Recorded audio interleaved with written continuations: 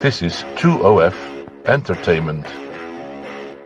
Welcome to the Lost Dollar Business Club, where we talk about business, and not just business. We talk about what makes businesses go up and what makes businesses go down. If you're interested in businesses, this is where it is. We talk about the global economy. We talk about global politics. We talk about everything and anything business related that affects your life on a global scale as well as a local scale. And don't miss after the show, Lost and Found.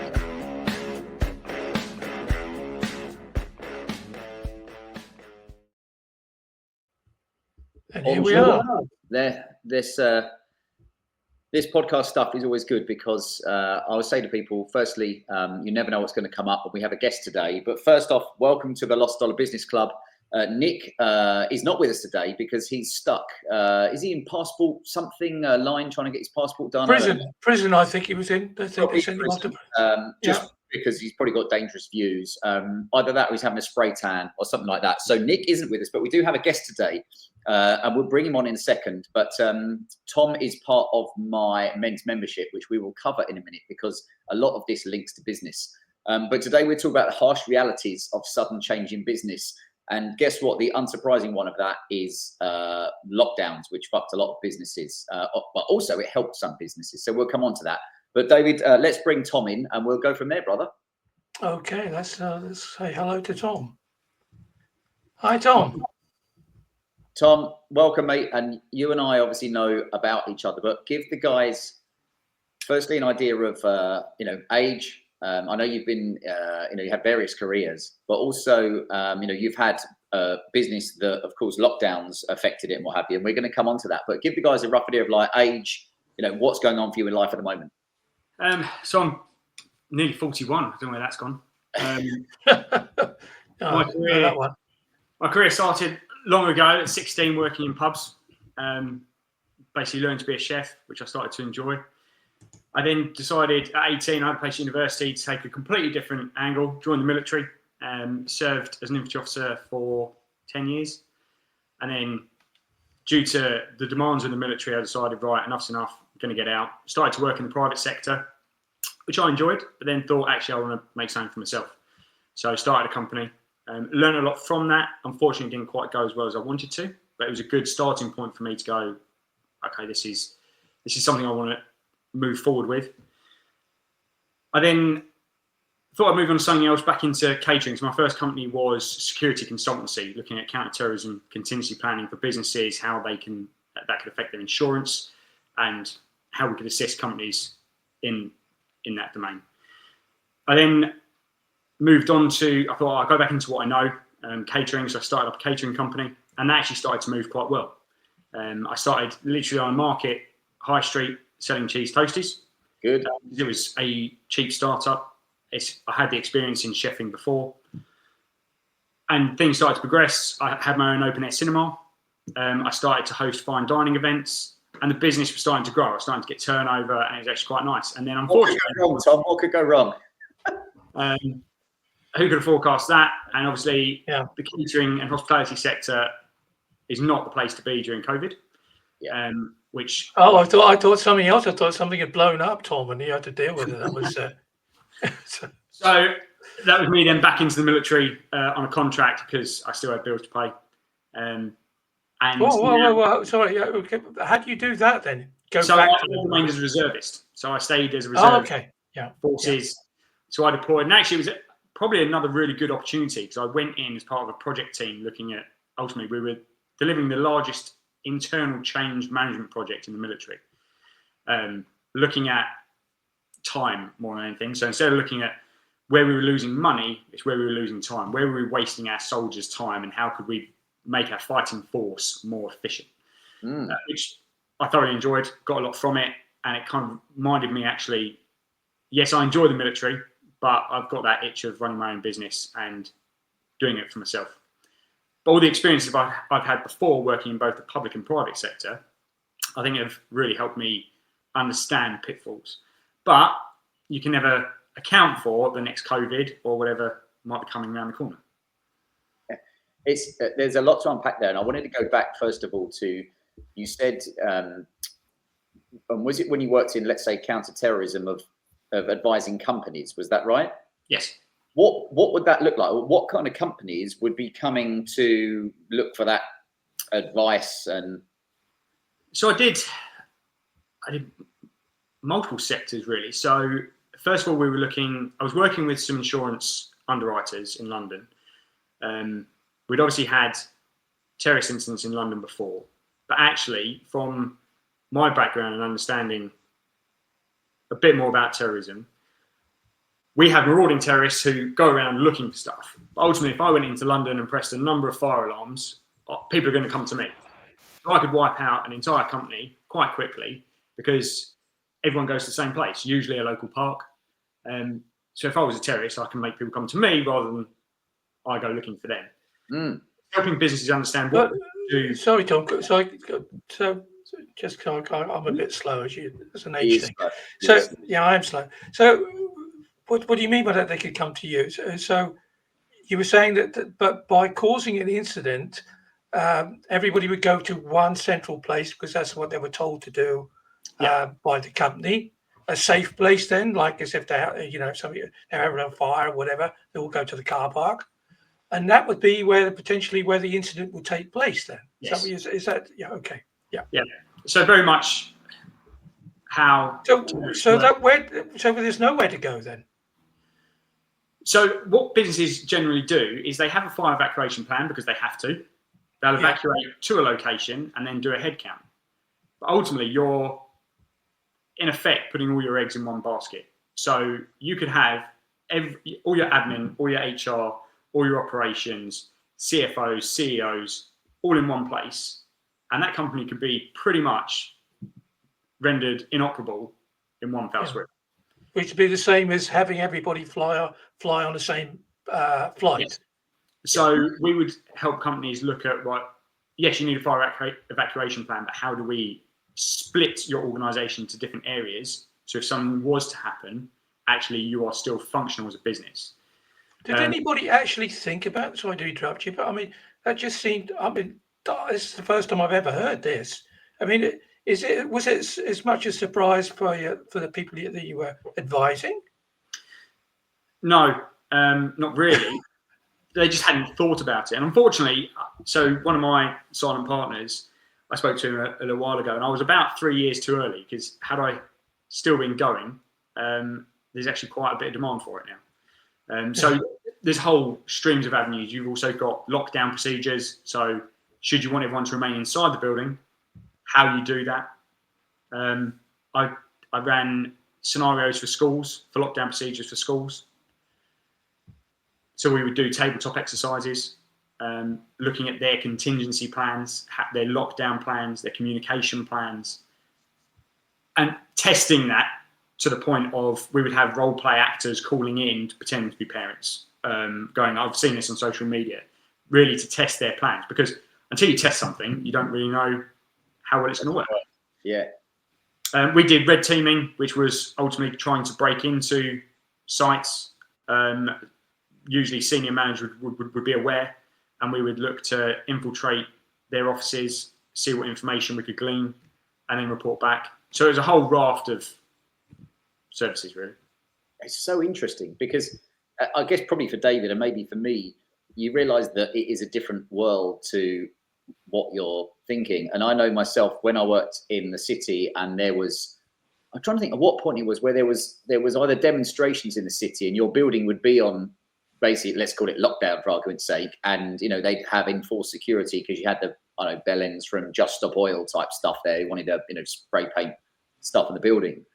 And I guess it's really interesting where you said, and I remember having evacuation procedures at Glencore in the city, Glencore in Bond Street and in the city, what have you. Like you said, that would be a great way to get everybody out the building and assemble together if you wanted to create an incident. Yeah. Interesting. And from when you left that, when you moved into catering, because I always think this is what's important for people that listen to this, sometimes you have to reinvent yourself. And where did you go then when you left and moved into catering? What did that feel like for you? Because it's obviously a totally different business, different world. Yeah, working on a market stall in Chef White's compared to sitting in the boardroom explaining to people that we've just broken into your sites and this is how we've done it and this is what we've exploited. But ultimately, it's talking to people. And that's what I enjoy. I enjoy talking to people and then questioning me and having those conversations on a market stall that you, most times of the day, you wouldn't speak to these people, you wouldn't know them, but you just have these conversations. You start to find out about people. And it's amazing what people will open up to you, whether in a boardroom or while they're waiting for their cheese toasty to be cooked. And that's what I enjoy. I enjoy people, talking to people. Yeah. But yeah, But Tom, can I just interrupt you then? Did you need to do that then for your own sanity? Because between bombs going off, kidnapping, and all sorts of crap happening on in one job, and then making tosties on the next. I mean, did you need to make that drastic flip? I mean, obviously, if you're making me a toasty, you're the best person in the world. But if you're wandering into my company and saying, look, guys, this is the contingency for kidnapping or bombs and stuff going off, then, people would perceive you to be a completely different person. You adapted. Yes. And I think that's the main thing, is adapting to the environment I was in. And ultimately, it came down Is that a military thing, do you think, that you're able to adapt? Or? Yeah, me and my partner speak about this quite a lot. I think I can compartmentalize things quite well. Yeah. And go, well, that's that. And we'll have conversations and she'll be like, I don't understand how you can just compartmentalize that. But it's just something, I guess, maybe military training, I don't know, but I'm able to switch off from one thing quite easily and not bother me. It's a good question, Dave, because I just find it interesting how, having interviewed hundreds of men on my original podcast, and it would be amazing when you'd hear a guy that had one career and then it either fizzled out, or business had gone bust, or you'd been made redundant, or circumstances like COVID, for instance. Or fucking lockdown. And again, I think it's important to point out also, obviously with lockdowns, and again, we'll come back to Tom because we see how it affected his business. But to state the obvious, with what I was doing with the Whole Man Academy, I was doing men's events, and obviously that got stopped. And yes, you can move online to do events, but we know it's not the same as having kind of men in the same room. So I know a lot of guys who had certain businesses that, through no fault of their own, because it's never happened before and hopefully it never happens again, but through no fault of their own, they had their business ruined in one shape or form. But interestingly, I spoke to a guy the other day that his business absolutely thrived because of lockdowns. And it just reminds you, there's always a yin and a yang. And what he said, he runs a very profitable, very low stress business, which is very unusual to hear those terms. And I wrote an article about it today. But what he said was, unbeknown to him, because lots of people were forced to be at home, it actually, his business suddenly created a lot more people that had the available time and money to spend on his business, which I thought was very interesting. So Tom, what was that like for you? Because I won't say what the business is, because it's such a good niche idea that it was like other people would steal the idea. And I really mean that. It's that good. But it was interesting how that guy said to me, he thought lockdowns would fuck his business completely, but actually it skyrocketed because suddenly there was a lot of people with money to burn and nowhere to go, and they were doing decluttering and stuff like that. So it does remind people there's money to be made in every situation. It's just how you adapt or you die, basically. Yeah, well, I mean, you look at funeral parlors. That's not it's somebody's death and loss is their number one gain. Yeah, they're still doing a thriving trade near us for various reasons. But so Tom, come lockdown, where were you with business, and then what happened? Because it was a sudden thing for a lot of people. And I know we nearly saw each other on the Wednesday night for dinner, but you were working. Well, I was telling the guys there that I was in the restaurant in Covent Garden 3 or 4 days before lockdown started, having dinner with, I think, 14 men.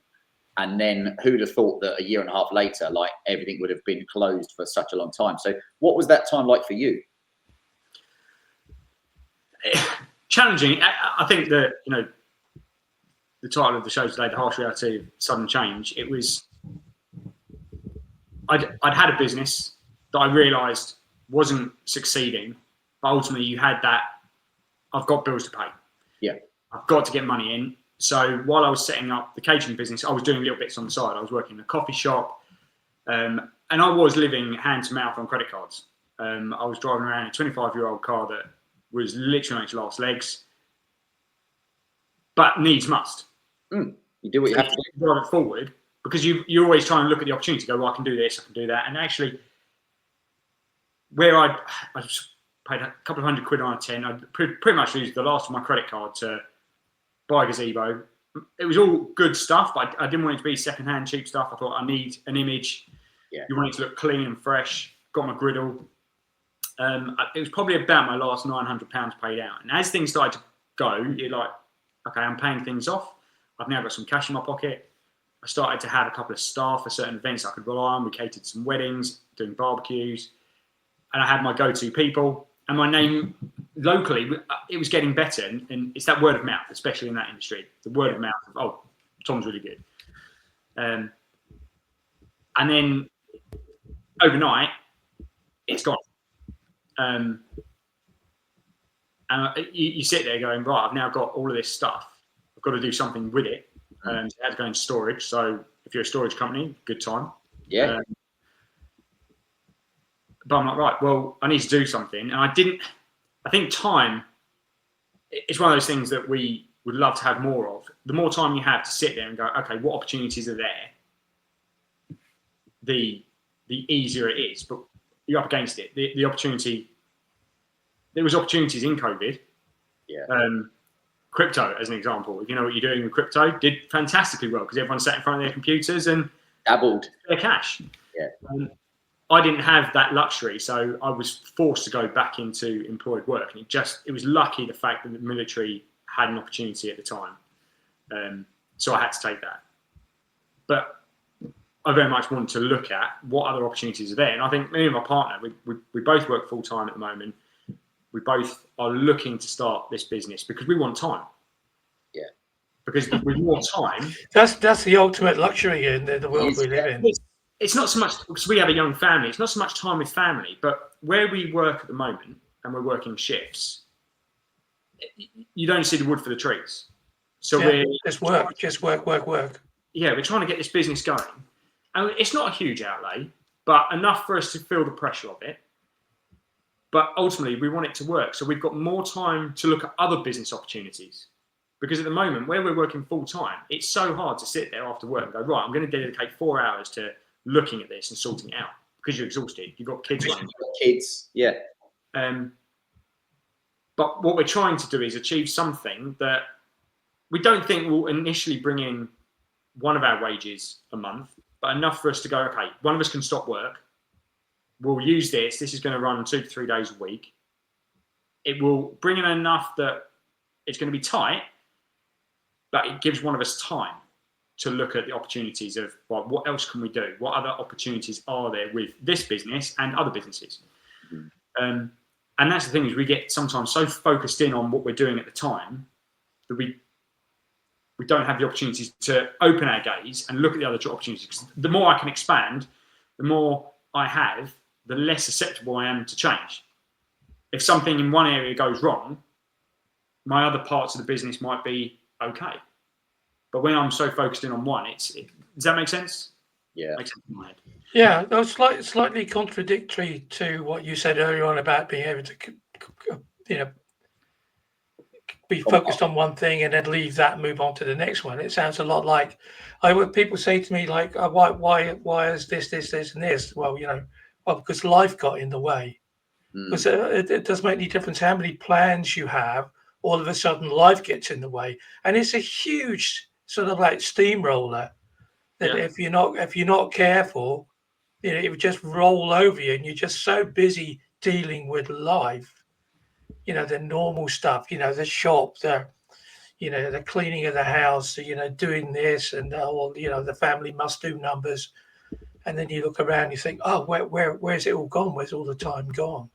Are you happy to talk about what you've got planned, Tom, or is this all secret squirrel? Or I appreciate both. But it's not secret squirrel. It's in effect, it's a mobile catering opportunity.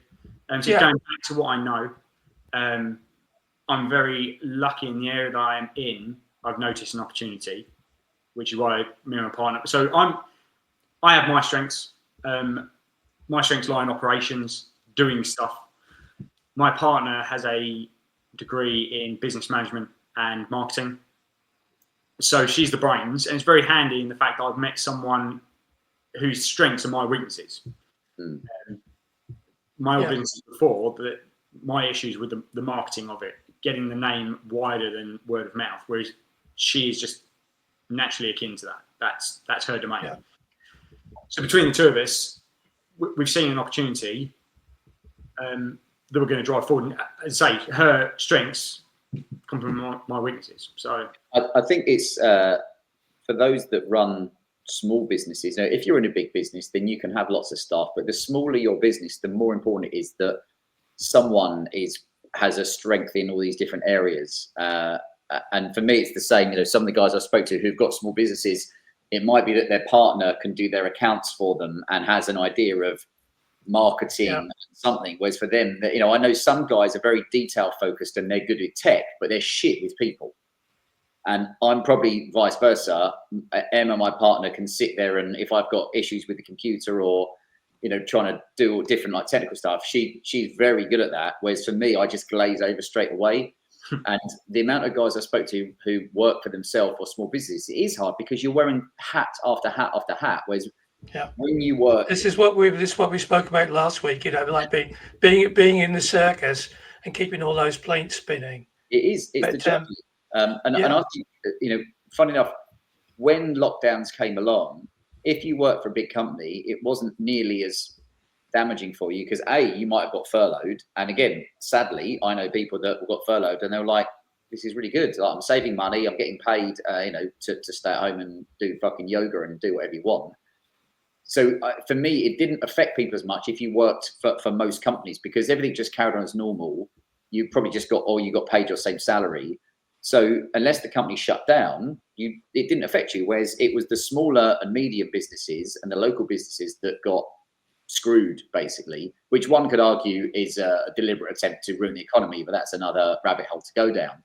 But a great example, in our local village, or one of the villages near us, there's a lady that runs a really good like boutique chocolate shop who does very well because of the tourists.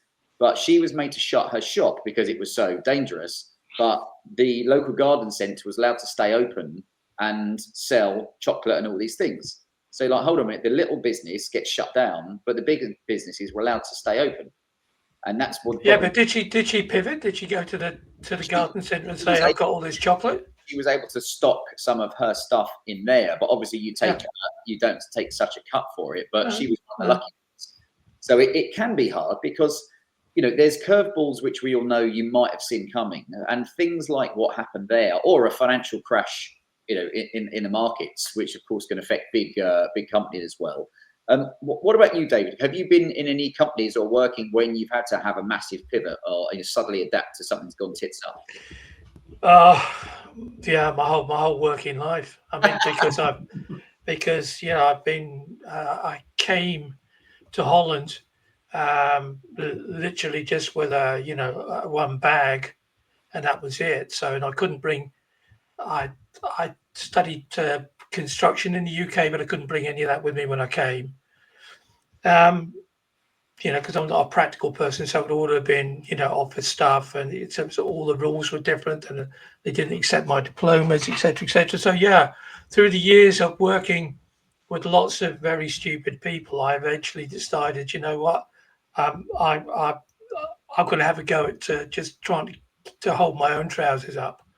Yeah. So I've had some good businesses and some bad ones, made some good decisions and made some absolutely appalling decisions. What's one of the most appalling decisions you've made? The opportunity to step away from something which was very profitable, but at a sense of greed, I stayed, and then the company got bankrupt. I sold the company, got bankrupted, not by me, got assets stripped, and I got tied up in all the things that a bankruptcy brings to a company. whereas in fact I'd actually sold it. But because of my own greed, because I had this sort of, I had the opportunity, do I take a golden handcuff, yes or no? I decided to take, yeah, of course I do. Of course I want even more money. Yeah. Yeah, that cost me 15, 16 years of my life, I suppose, all the trailer poo that went with that. So, yeah. So I go back to what Tom said about weaknesses and doing stuff. I think it's really important that it's a terrible Americanism. They say stay in your lane. So, if you're good at making toasties, keep doing it, mate. Don't worry about the marketing side of it.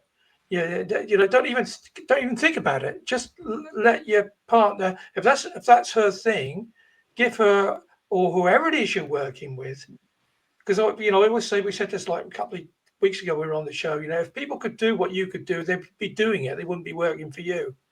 But if you need a carpenter, employ one, and be blessed that they're bringing a skill set to you. Carpenter is an example. Then a skill set to you that you just don't have.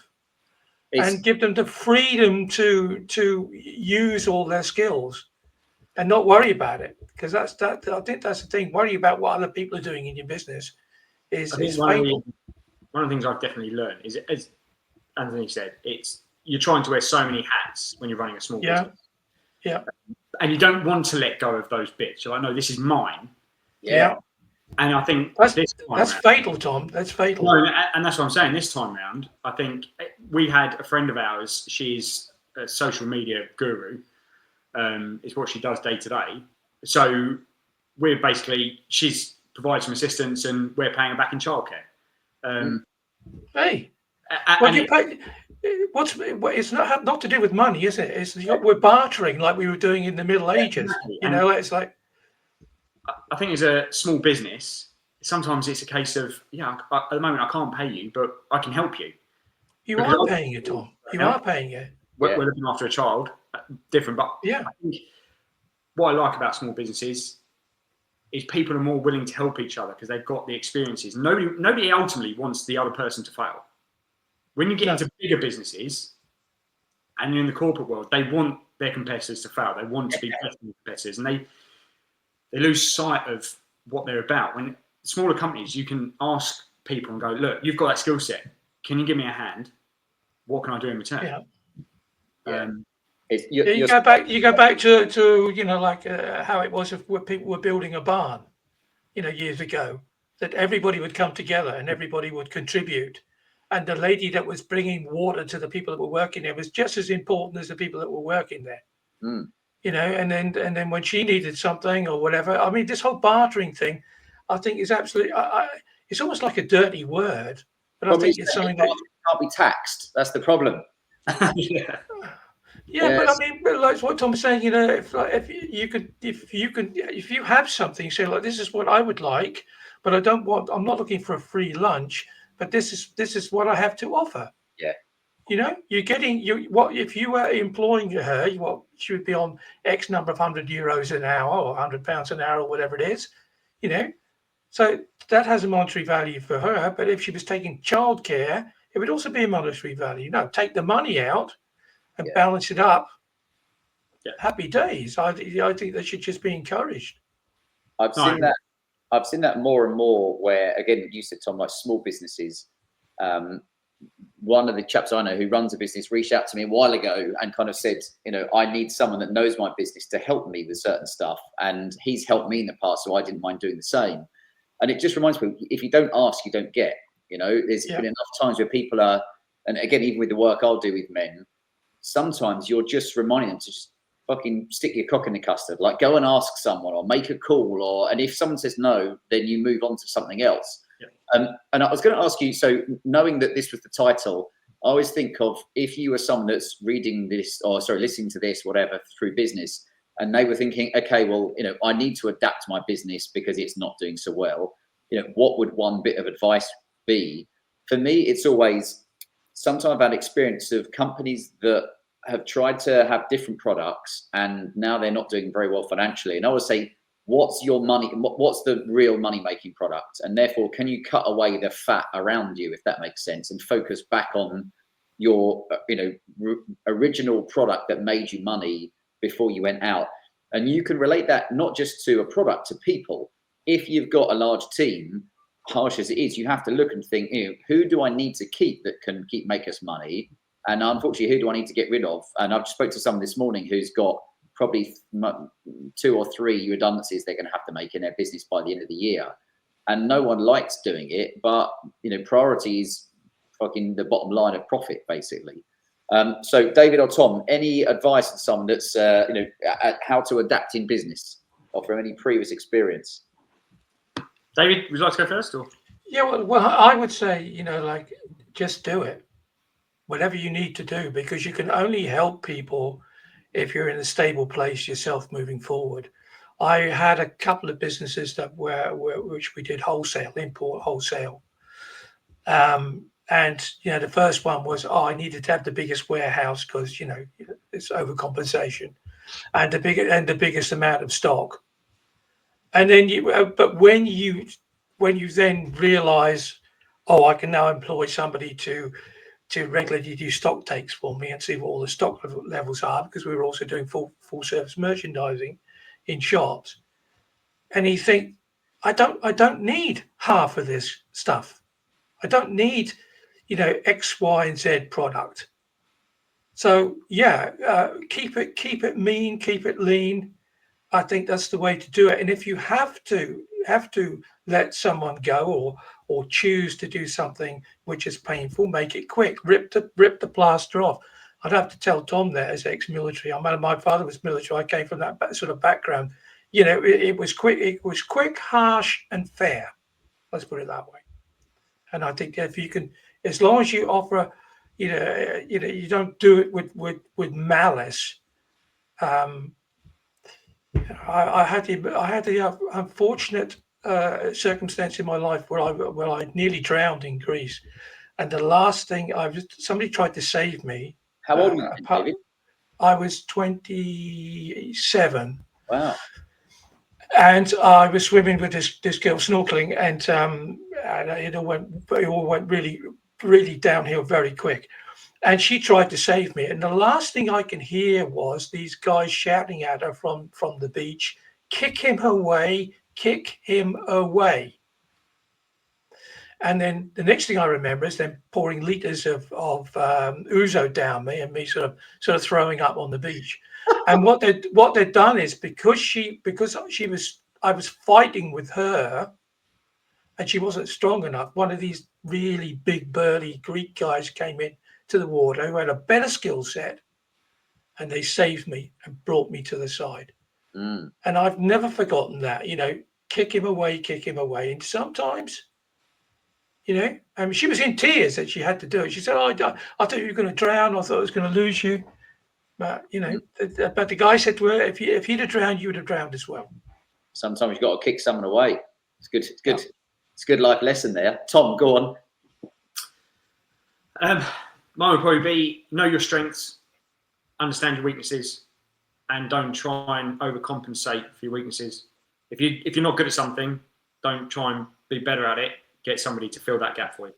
Yeah, 100%, Tom. Do what you know and stick to that. Because I guess, to state the obvious, in the military, if you're using that as the example, you will have your area of expertise. And I have a friend who's deals with all, like, logistics and loading the big transporters and stuff. But he's an expert in that. And I had to laugh because I was away camping the other week, and he was helping his wife pack everything up. And he took 3 times as long as me to pack it up, but it was all done beautifully and neatly. Whereas mine was we saw your car, Anthony. We saw the pictures of your car. So, it did make me laugh. But the difference is, of course, he probably knew where everything was, which you didn't. It just showed the difference between his was was it more haste, less speed, or whatever the saying is. He did it right. And then I opened the boot and it all fell out. He was probably had it all neatly stacked. But no, I understand. And Tom, where do you think you go timeline? Because again, adapting to everything that the government can throw at small businesses in the UK with taxing and everything else, do you have a date in your head for starting the business? And therefore, as and when it starts, we'll have you back on to talk about kind of how it's going a few months into it. Originally, about 2 weeks ago. But as with everything, not quite there. I genuinely hope middle of September to start moving things forward and have everything ready to go. And things moving in the right direction for that, I think. And it will be. How does that? Sorry, how does that feel then? It's ex-military that somebody's moved a date. You know, it's like this is the date, and this is where we're going, and this is what's happening. The military side of me would be quite frustrated, but the pragmatist in me goes, project timeline slip. You set a date, you set a budget, you know full well it's not going to happen. There will be, all right, there's things already that have happened. I didn't account for that. But I'm not going to get all stressed about it and go, oh, well, that's ruined the timeline. Because I've learned from previous experiences, because I've got employment at the moment, I'm not under that pressure. Whereas I've learned lessons before where I've gone all in, overcommitted, and that was the downfall of my first business. I had the drive, I had the will, I didn't have the cash behind me to keep me going long enough. Yeah. You were already in the hole before you could even start digging it. So if I'm delayed by another month, it's frustrating, but it doesn't hugely impact me. I can pay the bills. I keep the roof over the head. It's not. It was an inconvenience, but I'm financially in it enough that I'm not just going to sit there and go, well, if it doesn't work, it doesn't work. No, I still need to get it operational. I need to get out. I need to get some customers and start making some money to even pay it off. I don't want myself having to pay the debts of the business that I've started. Again, lesson learned from before, because it just becomes painful. I've separated that out, and I wanted to operate to at least cover its costs. It's a good lesson. That's why it's good having you on here, because again, David and I want to bring on more guys who are in various stages of business, because often I can meet someone that, if you don't know their background, they'll be starting a business. Then you find out they've had 3 other businesses, or they've worked in them and they've learned so much from that. They're now applying all the fuck ups that they made in the other ones, and this one is the one that's going to work. Yeah. Instant success only took 10 years. You remember that one? It's all classic, isn't it? And Tom, before we kind of move on to the lost and found, you joined my men's membership a few months ago. And for me, we've grown to like 21 men in there now, and I feel like we're building a good little community. Can you explain why, what you hope to get out of it? For me, it's that accountability and having the support of people. And obviously the group already, there's people in there with expertise that have already come to me and gone, Tom, this is what I do. I can help you with this. When you need me, let me know. And ultimately, it's people just having each other's back, having that support. And whether they've got the professional skill set to help or not, they've got your back because they want to help you succeed. So they drive you forward. Like I said to you the other week, I felt like I was lagging a little bit because of everything going on in my own life and things getting in the way. And you kind of gave me that kick up the arse going, right, no, you're going to tell me that you're going to tell me what you're going to do on the Monday, and then you can report back on the Friday that you've done it. And sometimes having that, just someone to hold you to account sometimes, because I'm good at holding myself to account, but there's still that little voice going, yeah, but you're really tired, you've had a really busy week, there's a lot going on. And I think you should change the name to the new Barn Academy, because you guys are building all these barns. I got this mental picture of everybody getting together and building this structure. And then what happens then? Somebody else says, "Oh, I'd like one," and then you go to the next one, and you all jump into that. Right. It's that collective support, and again, even and you're right, Tom. Accountability. Everybody can have brilliant ideas and stuff, but back to a Monday morning when you're sitting on your own at your dining room table with your laptop, and you're like, no one's telling me what I should do, so I can just do whatever the fuck I want, which doesn't add to progress. And I had a guy here last week who's recently joined the network, and I literally said to him, bring your. He brought his iMac with him, and we set it all up. So it wasn't just a coaching session with me and him. He was actually doing stuff there and then. And that night I said, right, you need to go home and do this, this, and this, which he was doing, but wasn't doing optimally. And a lot of people would say, oh, do you know what? I finished with that at 4:00. I'll give it a go on Monday.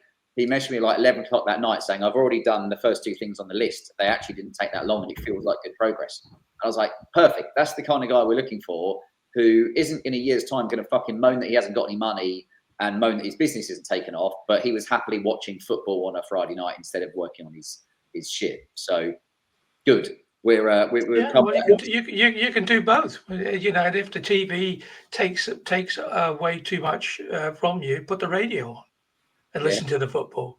But you know, so there's yeah.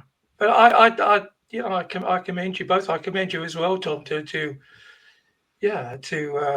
accept the fact that sometimes you just need that proverbial kick up the arse to get stuff done. I mean,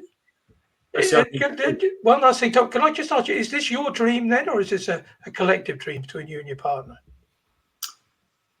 I think our dream is to have businesses to give us more time.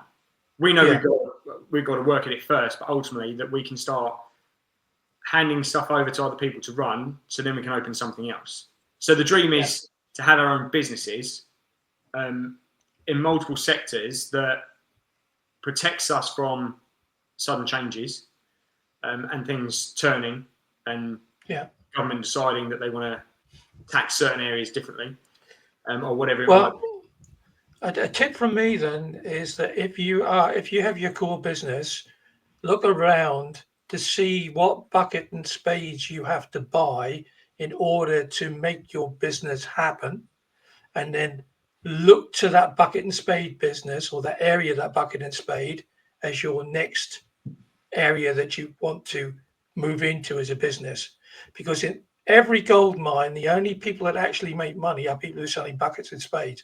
So it doesn't make any difference how successful businesses are, how successful the mine is, they'll always be selling buckets and spades. So look around your business and look to see what's servicing you, and then move into their area. And that's a safety net for you as well, you see, because they'll have their own circle of clients as well, of which you will be one.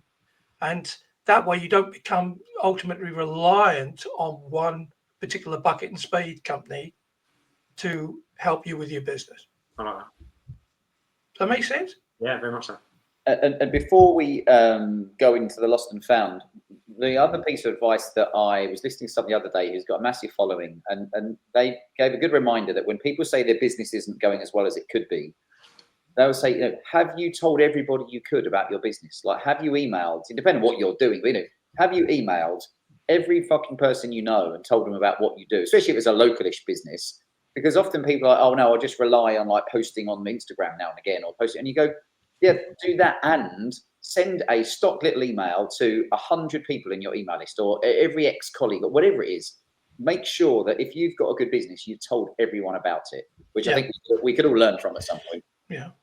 The one thing that I do, I mean, I actually had somebody contact me the other day and they say, oh, that's a great idea. Do you mind if I use it? And I said, well, no, because it wasn't unique.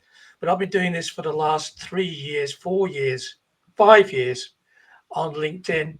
LinkedIn, if you've got a lot of people that you on LinkedIn or in your business, in your little black book, find out when their birthdays are, find out when the birthdays are of their kids if you can as well, and send out happy birthday greetings to them.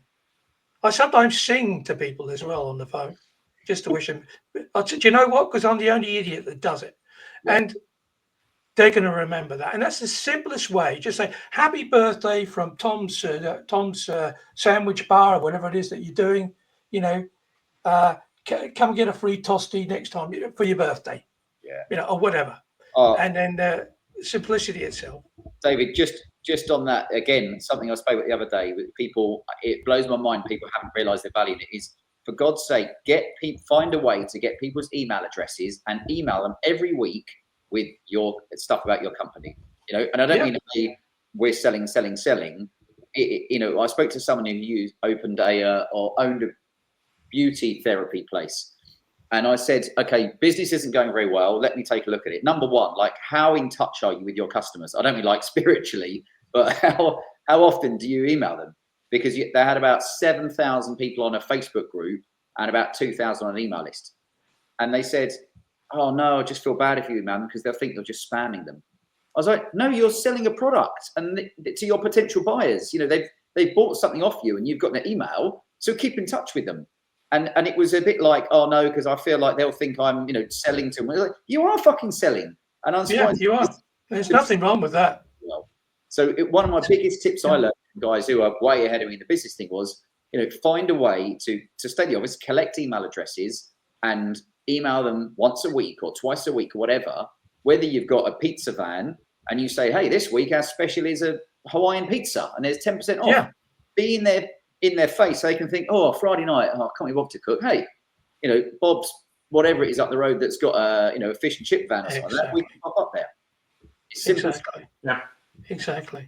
But I mean, you do daft things like just one for you then, Tom. Just because this is a brain fart. This is a freebie from me. Vegetable of the week. Just say this week the vegetable of the week is whatever, and you know, see, it made you smile, and you haven't even got the email. Yeah.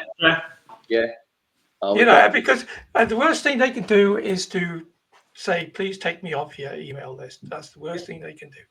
Yeah.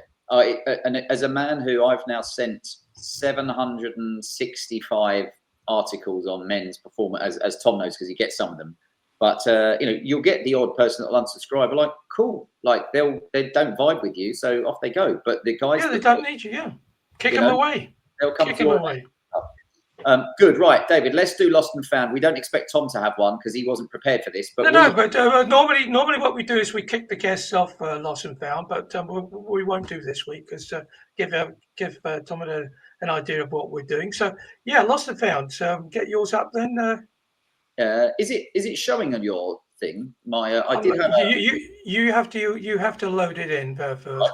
Well, I'm going to do it again because this is one that is no surprise, to be honest. Which is I'm going to put the screenshot up. Hold on a minute, we can do this. This is there you go. There we go. Yeah, well, I can do it, and then you can change it after I've done it. All right, there. So Claire's Accessories, which is a UK high street, you know, it's one of the many shops that I see are in trouble, to state the obvious, financially. And again, when it's mentioned in the Guardian, you understand that if it's mainstream, there's obviously a big problem here. But and I looked at the let's call it drowning in debt. And it's the high street is on the brink. It's US parent filed for bankruptcy again, and UK Army's poised to appoint administrators. A £25 million loss over the past 3 years, and this is what blows my mind: 355 million owed at the moment. And it just reminds you, when I look around at high streets, I think the high street is in massive decline. And the problem there is when the high streets die, communities die as well. So some of these places are going to have to adapt or die, but that is a large amount of jobs that will again lose from the high street, lose from local areas, and it affects the economy completely. So Claire's Accessories going tits up, in short. So there you go. That's the lost dollar. Yeah. And if Tom has any comments about that, or Tom? No, I agree. I think the high street is in a right state. My local area, you go down it. I just don't think local governments are helping high streets thrive. Yeah, I agree. It's such a shame. Yeah, David, your turn. Yeah, well, I've got one for both of you. Then you can actually tell me if it's a lost dollar or a found dollar. So this is my contribution for this week. This is a company in the US, a startup company, who's now told us that they're going to be turning mercury into gold, and at the same time they're going to be using the energy that they're using to produce from mercury to gold as a green energy going forward, using nuclear fusion. Of course, this is not going to happen to at least 2040. So is this a found dollar? Is it a lost dollar? Is it all vaporware? Is it all, who knows? On my initial instinct, I would say that it won't happen. So it'll be a lost dollar. But I have gone before. Okay, that's you down for a lost dollar. What do you think, Tom? I tend to agree with Anthony, but hey, if it works, I think gold prices will go down, but green energy will go up. So in which case then, if you're into green energy, it'll be a found dollar. David, we'll finish on that, but green energy for some people is a massive cash cow. Green energy itself in principle is good, but of course there are a lot of people that make a lot of money from it. And I would say that it's not all it's cracked up to be, because at some point you wonder, are they just making money from it, or is it actually helping the world? So interesting. Yeah. Well, the thing about it is as well, of course, is that the nuclear waste that comes off this nuclear fusion is also, shall we say, not particularly green. So, a lot of hoo-ha about it, because it's alchemy, isn't it? I mean, so it's. So I thought it might be interesting to see, and they're looking to raise, billions of dollars, and of course there'll be loads of people who pile in. Oh yeah, let's make gold. That's an absolute winner. But we'll leave that to our audience. Yeah, to see as to whether or not they wanted to do that. Yeah. Yeah. I actually forgot to run the Lost and Found promo before we did all of that. But just got excited basically. Well, Tom, I appreciate you coming on, mate. It's good to hear your views, and also to bring more men on from the Whole Man Academy, from the network. That is the open invitation for the coming weeks. So this won't be the last time you'll be on here, because we want to hear an update on how. Update your business. And Tom, if you want to come on regularly, you're more than welcome, because it's a club and the doors are always open. So if you say, hey, look, I want to jump on every week. Tell us about your progress as things are moving on, on a weekly basis, 2 weekly basis. You're always welcome. Yeah. The doors of the Lost Dollar Business Club are always open. And next week we'll be back with another guest too. I'm not entirely sure which one it's going to be yet, so I won't divulge any information. But thank you very much for that clarity. That's all I can say, Anthony. But in the meantime, for those that were listening, watching, as always, appreciate your time. If you remember to like and subscribe, and also leave a comment if anything's had, in your business you've had to adapt, or hopefully you haven't died in the business. But if a business has gone belly up or something, put a comment in, and I'd be interested to hear what's happened. And we'll catch you next week. Okay, just for a little bit of housekeeping. Stay on, Tom, after the credits when the show is finished, because it's always nice just to say goodbye to everybody while the show's not running. But again, Anthony, thank you so much for inviting us into the Lost Dollar Business Club. And as caretaker, I'm going to close the doors for the week. Take care, everyone.